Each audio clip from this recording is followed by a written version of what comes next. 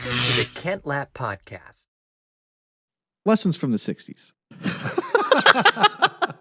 While we're on the topic. Yeah, while we're on the topic, I have to ask you about this. I know we don't have much time, but I mean, the 60s just seems like, I wasn't there, but it seems like just such a wild, tumultuous time. Good things, bad things. And this year is a pretty wild and tumultuous time. You were there in the 60s. What are some of the lessons that we could apply from then to now? Actually, in my opinion, Ken, I remember 1968. I remember the assassination. Let me try.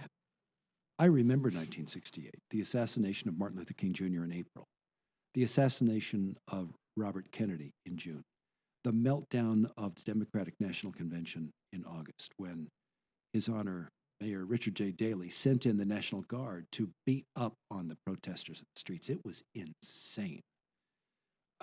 2020, in my opinion, is even more insane. But what I saw back then, in that time of national anguish, with the Vietnam War going on and so forth, the hippie counterculture rising up against it, et cetera, we were suffering body blows at multiple levels simultaneously as a nation. There was nowhere to hide. There was no way to overlook it. At that very time, God, by his merciful pressure, drove my generation toward Christ. And so we, in our suffering and our anguish, we actually broke through the conventional manageability of reality into freedom. We ourselves, we're so tired of, degrading ourselves gets, we get tired of it after a while. Mm-hmm.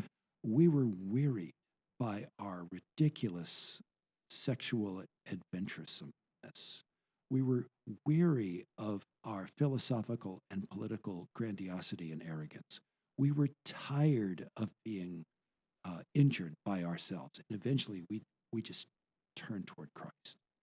I saw, these eyes have a living memory of seeing thousands and multiple thousands of my crazy 60s generation turn around 180 degrees and run toward Jesus.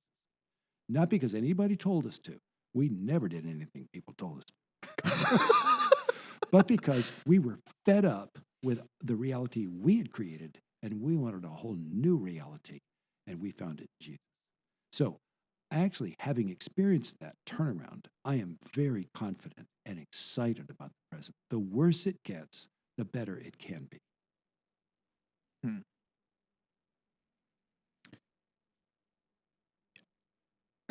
Man, you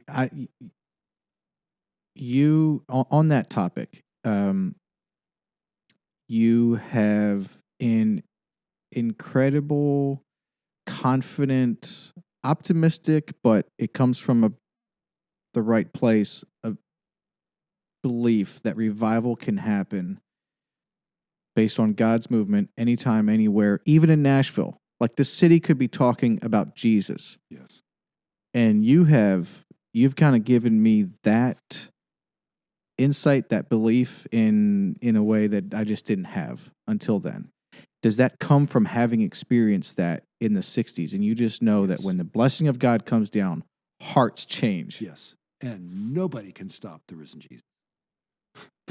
I saw him sprint through my generation, saving people left and right and having a blast doing so. And we couldn't stop him.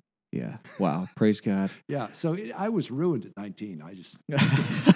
I really want you to see that and experience that. Yes, I want to. And keep agitating for revival. Yeah.